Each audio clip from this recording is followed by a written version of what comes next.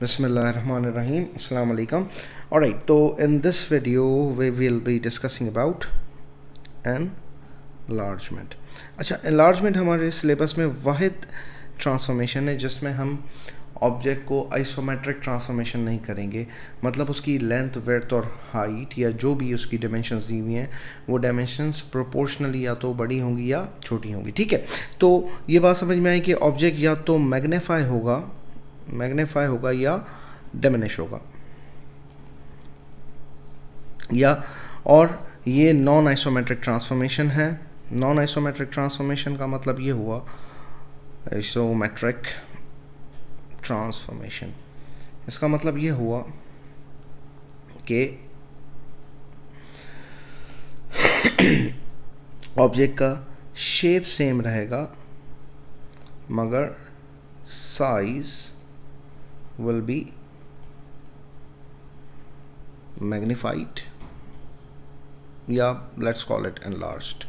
सही है, size will be enlarged या diminished। तो ये बात समझिएगा कि इसमें हम लोगों को जो भी ऑब्जेक्ट मिलेगा वो याद है हमने एक लेक्चर में डिस्कस किया हुआ है सिमिलर फिगर्स। तो यहाँ पर सिमिलर फिगर्स मिलेंगी, मतलब उनकी लेंथ का रेशो हमेशा सेम रहेगा। तो अब जब भी एनलार्जमेंट कराएगा तो एनलार्जमेंट के लिए उसको आपको तीन चीज़ें देना ज़रूरी है। एक तो ऑब्जेक्ट वो मैप करके देगा, उस ऑब्जेक्ट के मैपिंग के साथ साथ आपको एक उसका स्केल फैक्टर बताएगा कि किस स्केल फैक्टर पे ऑब्जेक्ट एनलार्ज या डिमिनिश हो रहा है, और दूसरा आपको एक और चीज़ बताएगा सेंटर ऑफ एनलार्जमेंट के किस पॉइंट से हम उसको एनलार्ज या डिमिनिश करेंगे। ठीक है, अच्छा, बिल्कुल जिस तरीके से हमने लास्ट क्लास में डिस्कस किया था रोटेशन करते वक्त, अभी जब हम स्टार्ट करेंगे तो will consider centre of enlargement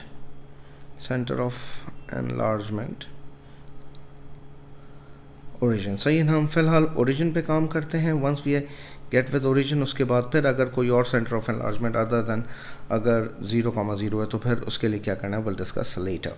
ठीक, तो फॉर एग्जांपल आपको एक ऑब्जेक्ट यहाँ बना के देता है, let's call this object A। कहता है कि map object A onto B by enlargement of scale factor, let's make it 2। Scale factor बोलता है 2 है और सेंटर ऑफ एनलार्जमेंट 0,0 है। तो उसका ईजीएस्ट वे ये है कि जो भी कोऑर्डिनेट्स दिए हुए हैं आपको ऑब्जेक्ट के, जो भी कोऑर्डिनेट्स दिए हुए हैं, फॉर एग्जांपल ये कोऑर्डिनेट आपको A, let's call it A, तो A दिया हुआ है 1 1, B कोऑर्डिनेट आपको दिया हुआ है 2 1, और C कोऑर्डिनेट आपको दिया हुआ है 1 3। तो what will do, will multiply these coordinates with the scale factor. तो हमारा जो इमेज होगा, इमेज के coordinates will become 2,2, B dash will become 4,2 and C dash will become 2,6। तो अगर चाहें तो हम यहाँ पर एक चीज़ लिख भी सकते हैं। तो हमने करना क्या है कि जो भी scale factor, for example K is a scale factor, तो अगर ऑब्जेक्ट के कोऑर्डिनेट्स हैं A B, तो इमेज के coordinates will become KA KB। ठीक है, तो जो हमारा एनलार्ज्ड ऑब्जेक्ट आएगा वो किस तरीके से आ जाएगा, 2 2 4 1 2 3 4 2 and 2 6 2 3 4 5 and 6। तो जो आपका एनलार्ज ऑब्जेक्ट होगा वो कुछ इस तरीके से आ जाएगा। इसी तरीके से अगर वो कहता है कि scale factor, for example scale factor है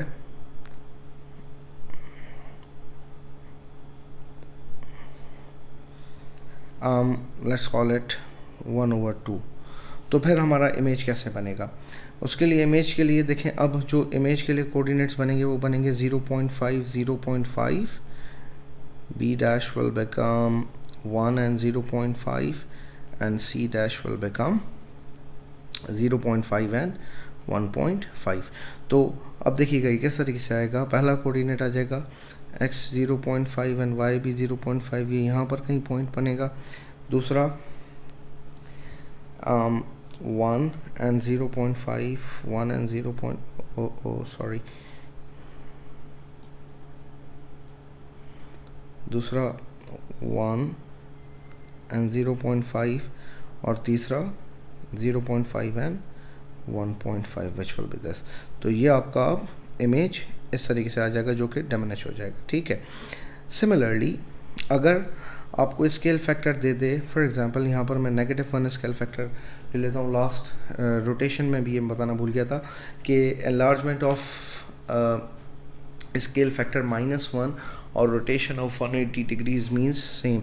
तो अगर मैं इसको रोटेट कराता हूँ तो भी इसके कोऑर्डिनेट्स आ जाएंगे सेम, -1 -1, बी के कोऑर्डिनेट्स आ जाएंगे -2 -1 एंड सी के कोऑर्डिनेट्स आ जाएंगे -1 3, and then we plot it और हमारे पास ऑब्जेक्ट बन जाएगा। सिमिलरली अगर आपको सेंटर ऑफ रोटेशन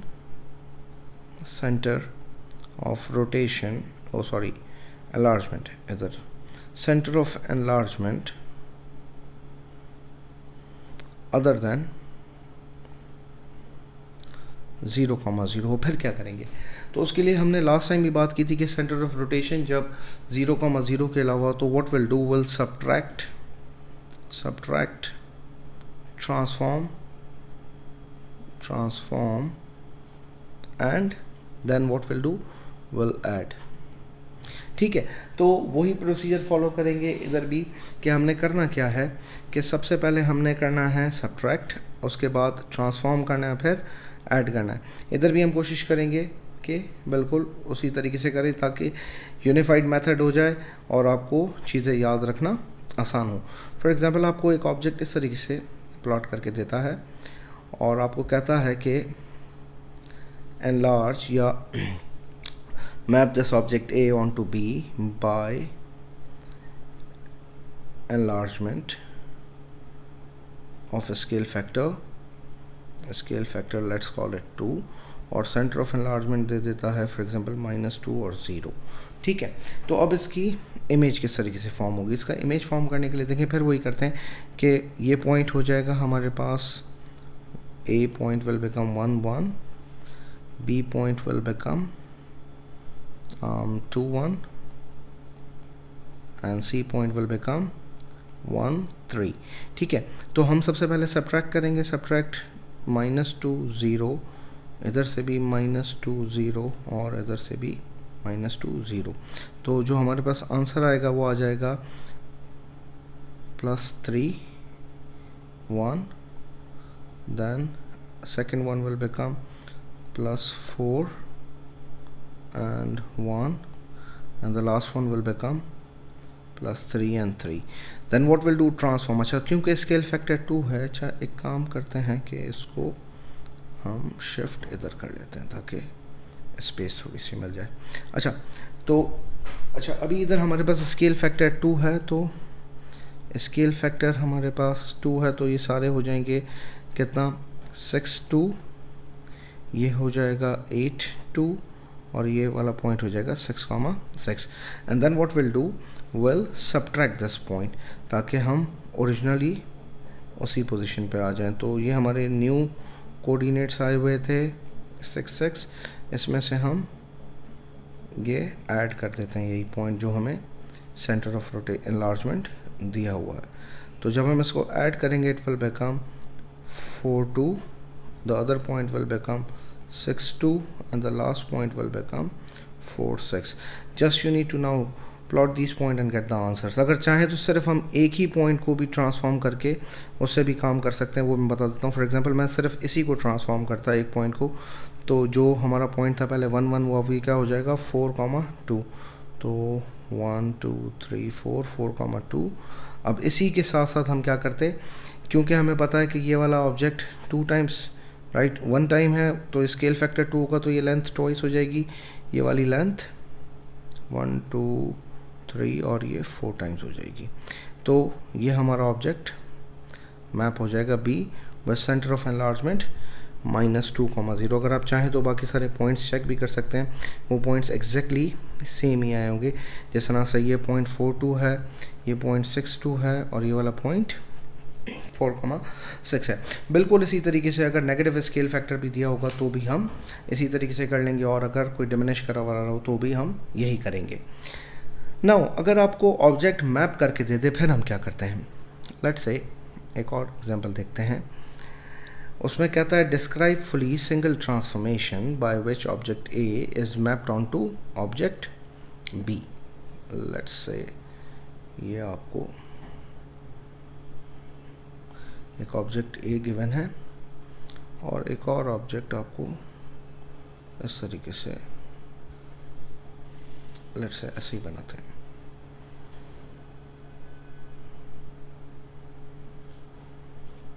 ये ऑब्जेक्ट बी गिवन है, हमें कहता है डिस्क्राइब फुली सिंगल ट्रांसफॉर्मेशन। तो इसमें भी 3 मार्क्स का ये पार्ट आता है, जिसमें से 3 मार्क्स के लिए हमें 3 पॉइंट्स लिखने होते हैं। पहला आइडेंटिफाई करना होता है कि कौन सी ट्रांसफॉर्मेशन हुई है। सेकंड भी हमें स्केल फैक्टर डिफाइन करना होता है। थर्ड में सेंटर ऑफ एनलार्जमेंट हमें बताना होता है।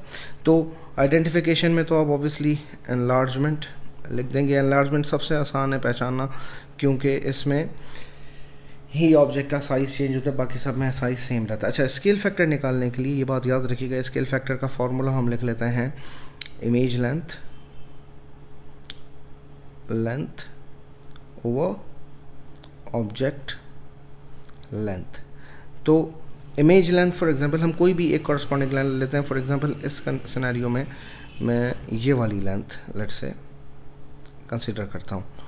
तो देखें इसकी लेंथ हो गई, इमेज ये है हमारे पास, तो इमेज की लेंथ है 1 2 3 3 और इसकी लेंथ है 1 2, तो इट विल बिकम 1.5। तो scale factor will become 1.5।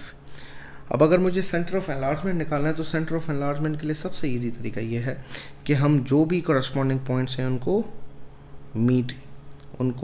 Meet कराएंगे और लाइंस को एक्सट्रापोलेट करेंगे।